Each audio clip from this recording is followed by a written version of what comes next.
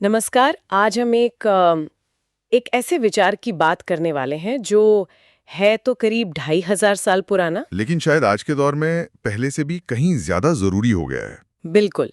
ये विचार है अरस्तू का स्वर्णिम संतुलन, या जिसे हम गोल्डन मीन भी कहते हैं। हाँ, और ये उस इंसान का विचार है जो प्लेटो का शिष्य था हम्म, और सिकंदर महान का गुरु। हम्म, तो ये कोई मतलब हवा हवाई बात नहीं है। हम्म। ये दुनिया को बहुत करीब से देखकर निकला दर्शन है। सही बात है। और आज हमारा मकसद सिर्फ इस फिलॉसफी को समझना नहीं है, बल्कि ये देखना है कि क्या ये वाकई हमारी रोजमर्रा की जिंदगी में, हमारे फैसलों में, हमारे काम में एक प्रैक्टिकल गाइड बन सकती है। मेरे हिसाब से तो ये एक प्रैक्टिकल टूल ही है। अरस्तू का इरादा यही था कि एक ऐसा फ्रेमवर्क दिया जाए जो हमें अतिवाद से बचाए, किसी भी तरह के एक्सट्रीम से। चलिए तो फिर इसी से शुरू करते हैं। अरस्तू के दर्शन का जो केंद्र है वो एक बहुत ही बुनियादी सवाल है जो हम सब कभी ना कभी सोचते हैं कि एक अच्छा और सार्थक जीवन आखिर है क्या। हाँ, और उनका जवाब मतलब कोई बहुत रहस्यमय नहीं था, बड़ा ही सीधा साधा था। उन्होंने कहा कि एक सार्थक जीवन का आधार है सद्गुणों का विकास करना, वर्च्यू को अपनी आदत में ढालना। सद्गुण, ये शब्द सुनते ही अक्सर लगता है कि कोई नैतिक उपदेश दिया जा रहा है, पर अरस्तू के लिए इसका मतलब थोड़ा अलग था, है ना? बिल्कुल।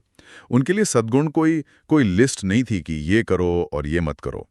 ये तो दो चरम सीमाओं के बीच सही रास्ता चुनने की कला थी। दो चरम सीमाएं। हाँ, एक तरफ है किसी चीज की कमी मतलब डेफिशिएंसी, और दूसरी तरफ है उसी चीज की अधिकता मतलब एक्सेस। सद्गुण इन दोनों खाइयों के बीच का वो संतुलित शिखर है। कमी और अधिकता, इसे एक एक सवाल मेरे मन में आ रहा है। तो क्या गोल्डन मीन का मतलब हर चीज में एवरेज होना है? हाँ, ये एक आम गलतफहमी है। मतलब कि किसी भी चीज में बहुत अच्छे भी मत बनो, बहुत बुरे भी नहीं, बस बीच में रहो। ये तो मीडियोक्रिटी की बात लगती है। नहीं नहीं, बिल्कुल नहीं। और ये सवाल बहुत जरूरी है क्योंकि ज्यादातर लोग यही गलती करते हैं। अरस्तू का संतुलन औसत होना नहीं है, बल्कि किसी खास स्थिति में सबसे विवेकपूर्ण और उत्कृष्ट मतलब एक्सीलेंट प्रतिक्रिया देना है। अच्छा। ये बीच का रास्ता नहीं, बल्कि उस पल का सबसे सही, सबसे बेहतरीन रास्ता है। इसलिए यह साधारण हो ही नहीं सकता, ये असाधारण है। ठीक है। ये फर्क समझना बहुत जरूरी था। सिद्धांत तो सुनने में बहुत गहरा है, पर इसे असल जिंदगी में कैसे देखें? कोई उदाहरण दे सकते हैं? जैसे साहस। साहस इसका सबसे क्लासिक उदाहरण है। सोचिए, एक तरफ है साहस की कमी। मतलब कायरता, कवर्डिस। बिल्कुल। जहां इंसान डर के मारे जरूरी कदम भी नहीं उठा पाता, ये एक अति है। और दूसरी तरफ? साहस की अधिकता, वो होगा दुस्साहस, रेकलेसनेस। एकदम सही। बिना सोचे समझे किसी भी खतरे में कूद जाना, जो कि मतलब बेवकूफी है। तो अरस्तु कहते हैं कि जो असली साहसी व्यक्ति है वो इन दोनों के बीच होता है। वो डरता नहीं है, ऐसा नहीं है। वो डर महसूस करता है, लेकिन वो स्थिति को समझता है, खतरे का आकलन करता है और फिर विवेक से सही कदम उठाता है। डर के बावजूद विवेक से कदम उठाना, ये बात बहुत गहरी है। इसका मतलब साहस डर का न होना नहीं है। बिल्कुल नहीं। साहस डर पर काबू पाने की काबिलियत है, और अरस्तु के लिए ये साहस का सबसे बेहतरीन, सबसे उत्कृष्ट रूप था। मैं सोच रही थी कि क्या इसे आज के दौर की किसी चुनौती पर भी लगाकर देख सकते हैं, जैसे हमारी डिजिटल जिंदगी। अरे वाह, बहुत अच्छा उदाहरण है। चलिए कोशिश करते हैं। डिजिटल दुनिया में एक चरम सीमा क्या हो सकती है? शायद पूरी तरह से कट जाना, डिजिटल आइसोलेशन, किसी से कोई ऑनलाइन संपर्क नहीं। हाँ, ये हुई कमी, डेफिशिएंसी। और अधिकता? अधिकता तो हम रोज देखते हैं, हर वक्त ऑनलाइन रहना, ओवर शेयरिंग, या फिर वो ट्रोलिंग और बेवजह की आक्रामकता। बिल्कुल। तो इन दोनों के बीच वो स्वर्णिम संतुलन क्या होगा? वो होगा शायद सचेत होकर इंटरनेट का इस्तेमाल करना। हाँ, एक उद्देश्यपूर्ण ऑनलाइन व्यवहार। ये जानना कि कब बोलना है, कब चुप रहना है, क्या शेयर करना है, और सबसे जरूरी कब लॉग ऑफ कर देना है। ये भी तो एक तरह का डिजिटल विवेक ही है। ये तो बिल्कुल सटीक बैठता है। अच्छा, एक और उदाहरण, उदारता, जेनरोसिटी। एक तरफ तो कंजूसी है, और दूसरी तरफ फिजूल खर्ची। हाँ, एक्स्ट्रावेगेंस, बिना सोचे समझे शायद दिखावे के लिए लुटाना। तो अरस्तू के हिसाब से सच्ची उदारता का संतुलन है सही इंसान को सही मात्रा में, सही समय पर और सही मकसद के लिए देना, इसमें भी विवेक लगता है। आपने जो कहा, सही व्यक्ति, सही मात्रा, सही समय, इससे ये साफ हो जाता है कि ये संतुलन कोई गणित का फॉर्मूला तो नहीं है। बिल्कुल नहीं। ये हर किसी के लिए और हर सिचुएशन के लिए अलग होगा। आपने बिल्कुल सही नस पकड़ी है। यही अरस्तू के सिद्धांत की खूबी भी है और चुनौती भी। ये सापेक्ष है, रिलेटिव है। एक सैनिक के लिए साहस का जो मतलब है, वो एक लाइब्रेरियन के लिए अलग होगा। सही बात है। एक अमीर इंसान के लिए उदारता का पैमाना एक आम आदमी से अलग होगा। लेकिन अगर ये संतुलन इतना पर्सनल और बदलने वाला है, तो क्या ये खतरनाक नहीं हो जाता? मतलब? मेरा मतलब है, कोई भी अपने गलत काम को ये कहकर सही ठहरा सकता है कि मेरे लिए तो यही संतुलन था। फिर तो नैतिकता का कोई मतलब ही नहीं बचेगा। कोई कैसे तय करेगा कि सही क्या है? ये इस सिद्धांत का सबसे मुश्किल और सबसे जरूरी हिस्सा है। और आपका सवाल बिल्कुल जायज है। अरस्तू इसका जवाब देते हैं। वो इसके लिए आप कह सकते हैं, 2 औजार देते हैं। अच्छा। पहला और सबसे जरूरी है व्यावहारिक ज्ञान या विवेक, जैसे उन्होंने ग्रीक में फ्रोनेसिस कहा। फ्रोनेसिस? ये क्या है? ये सिर्फ किताबी ज्ञान तो नहीं होगा? नहीं, उससे कहीं ज्यादा। फ्रोनेसिस सिर्फ ये जानना नहीं है कि क्या सही है, बल्कि ये समझना भी है कि उसे कैसे और कब करना है। ये अनुभवों, नैतिक शिक्षा और तर्क का इस्तेमाल करके सही फैसला लेने की एक परिपक्व क्षमता है। एक तरह का इंट्यूएशन। आप इसे एक आंतरिक नैतिक परम्पास की तरह समझ सकती हैं, जो हालात के हिसाब से अपनी दिशा तय करता है।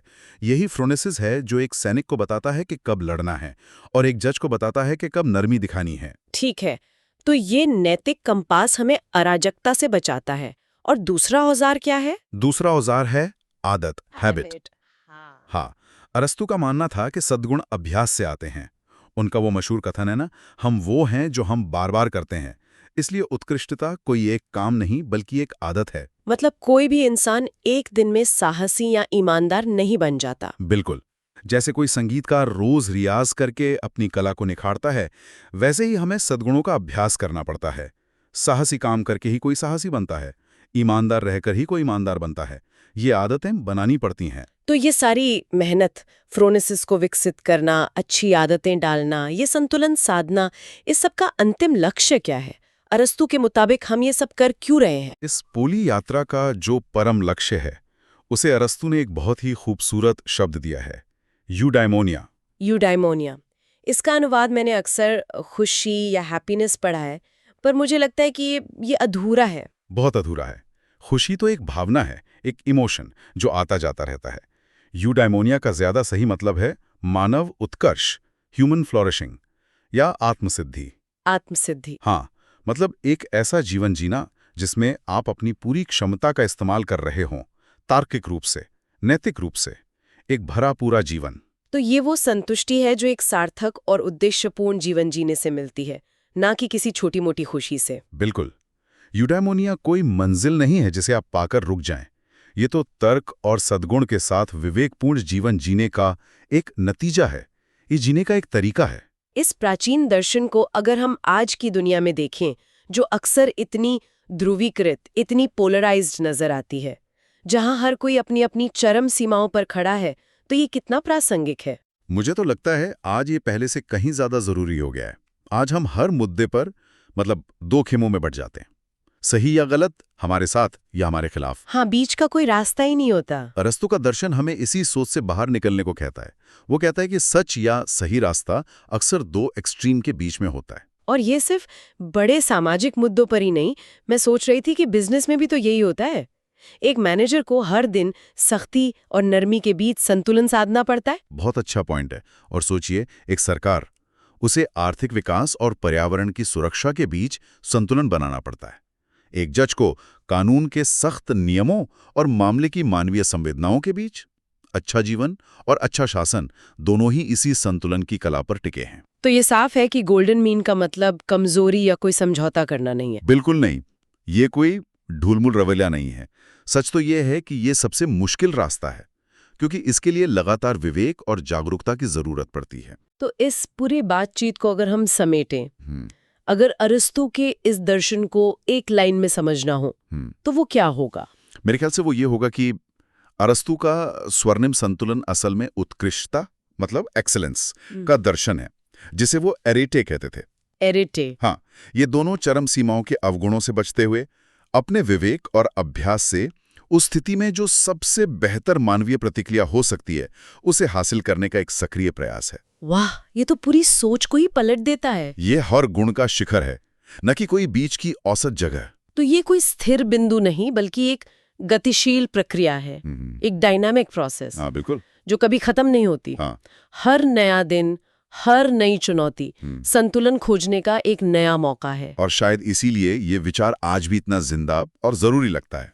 तो आज की इस चर्चा के बाद हमारे श्रोताओं के लिए सोचने को क्या कोई सवाल छोड़ सकते हैं हम? जरूर। हम सब अपने जीवन की किसी एक चुनौती के बारे में आज हम सोच सकते हैं, चाहे वो एक काम ऐसे पर हो, विचार की बात रिश्तों करने में, वाले या हैं अपनी जो किसी आदत से है जुड़ी तो हो। करीब क्या हम 2500 खुद साल को अक्सर पुराना। लेकिन शायद आज के दौर में पहले से भी कहीं